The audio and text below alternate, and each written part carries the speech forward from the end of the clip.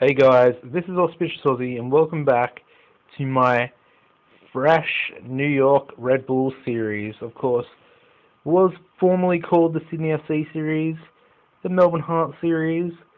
It's become a bit of a journeyman's save, to be honest. And in the previous episode, I showed you guys that I had taken over New York Red Bulls. I did resign from Melbourne Heart, even though I had a fairly decent season as far as the Champions League goes. We did make it to the quarters, but I resigned anyway. New York Red Bulls, even in the state they're in at the moment, they're just too big of a club to turn down. So here we are. In the previous episode, you did see the live comm against DC United, where we got thrashed 5-1. Things have sort of followed trend as far as that goes. We'll get into the most recent fixtures first. As you can see, that was the last live comm where we got destroyed 5-1. The next game was away to Houston Dynamo, and of course we suffered another heavy defeat in a 4-1 loss, and our only goal scorer in that one was Keon Daniel. But we have hemorrhaged goals, to be honest. But things have slightly gotten better. We've slightly conceded less and less each game. And then after that Houston game, we then versed Toronto FC and only lost 3-1. And of course, Eduardo Castillo getting our only goal on that one. And so we were conceding a lot of goals up until this home game against San Jose at the Red Bull Arena. As you can see, we managed to get my first victory with New York, and Keon Daniel again getting on the score sheet. But we actually played better with 10 men than we did with 11 on the field, as Paulo Cardozo, did get sent off for getting 2 yellows in that one. And of course, the final game I played before this episode was against the Montreal Impact, and we suffered a 2-1 defeat in a game where we were in the driving seat for most of the game up until we got that red card. As you can see, Luke Lombardo opened the scoring extremely early in the 3rd minute, and then picked up a yellow in the 7th, getting his second yellow in the second half, the 52nd minute, and putting us back down to 10 men for the second week in a row. And of course, they scored their goals fairly late, 72nd, and then they got a penalty in the 81st minute, which I was absolutely devastated about. I mean, I was like, we might be able to get the draw and want to get another result, but it was not to be, and we suffered another defeat. As you can see, it was good to break the run of defeats there, but I want to try and finish this season off, try and get off the bottom of the Eastern Conference, and just have something positive to look forward to next season. I think I'm going to be doing a whole squad revamp sort of thing, get rid of all the crappy fringe players that are just taking up space and salary wages and salary budget and squad places. There's actually only one foreigner in the whole squad, which is a bit weird. We only have one international player out of 10 that we could possibly have in the squad. There's not really that much to mention, apart from I managed to pick up a couple of little youth players from the New York Red Bull Academy. Picked up Nate Lewicki, quality player, nice pace, decent passing, first touch and whatnot. He's decent, 4.5 star potential, decent signing from the Academy. The other player was Emmanuel Espana, 19 determination, decent stats for a player of his age at 16. Got great height on him and decent physicals. Could be a decent player, given a bit of game time or whatnot. Of course, Josh Saunders did pick up an injury, so he will be out for the rest of the season, I think. And yeah, that's about all to comment on. I have set up a couple of transfers for the start of next season. I have signed Kenneth Zohor, the Ivorian striker. As you can see, decent stats. Should be a good poacher or a good target man. Got good pace and strength about him. Lacking in composure though, which is not ideal. The other player was Nene Okastasi. Okastasi. Right back, Congolese right back. Good pace about him, great tackling and marking and dribbling. Should be decent on the right side of defence. Of course, he is a Congo international.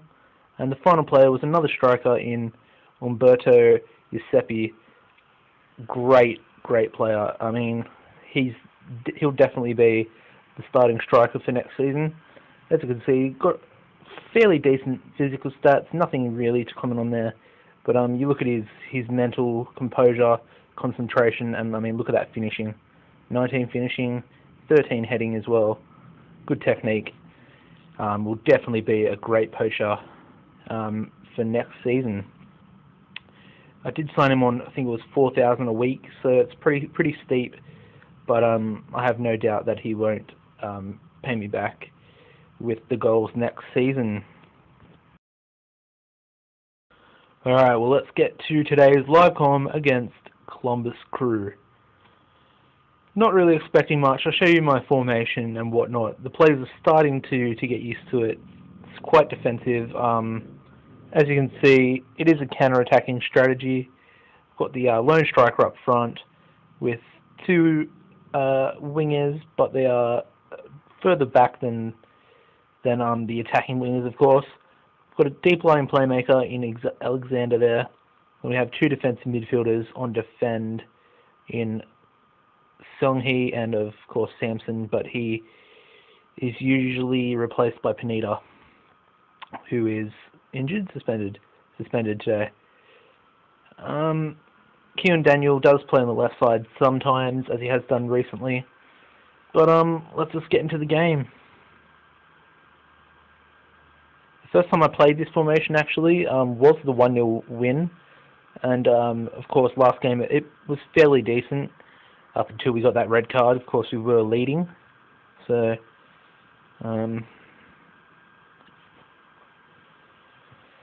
it's fared pretty well so far. It's been alright. We have looked a lot more solid. Oh, go son. Shoot. Oh, look at that! What pointless highlight? What pointless highlight? Get in.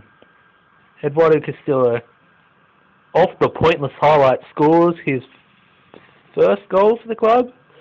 I'm going to say first goal because I'm not sure. First goal for me for the club anyway. Within 14 seconds. That must be the fastest goal. And, oh, off the post for the Columbus Crew. And we have an injury already. Oh no, we don't. It was for their player. My bad.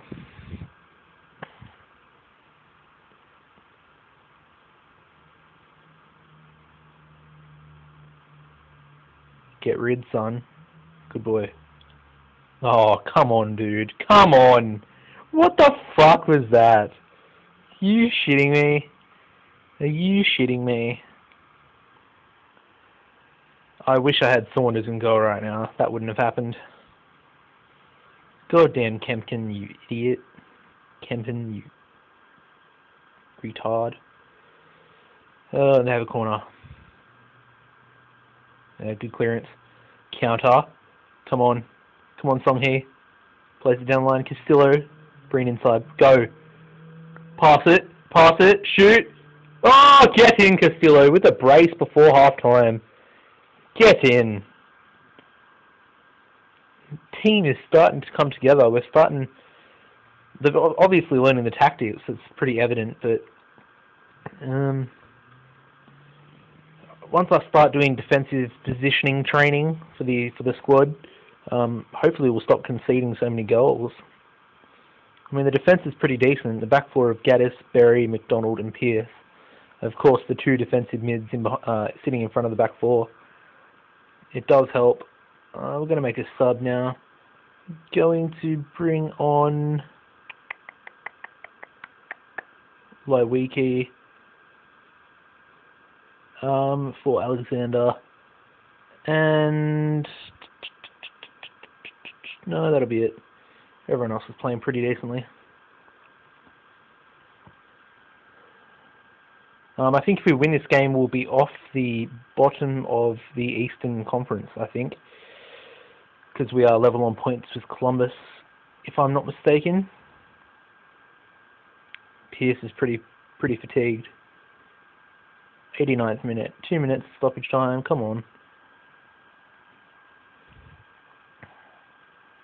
Lowiki slows things down. Uh-oh. Break his legs. Break his legs. Do not let him run.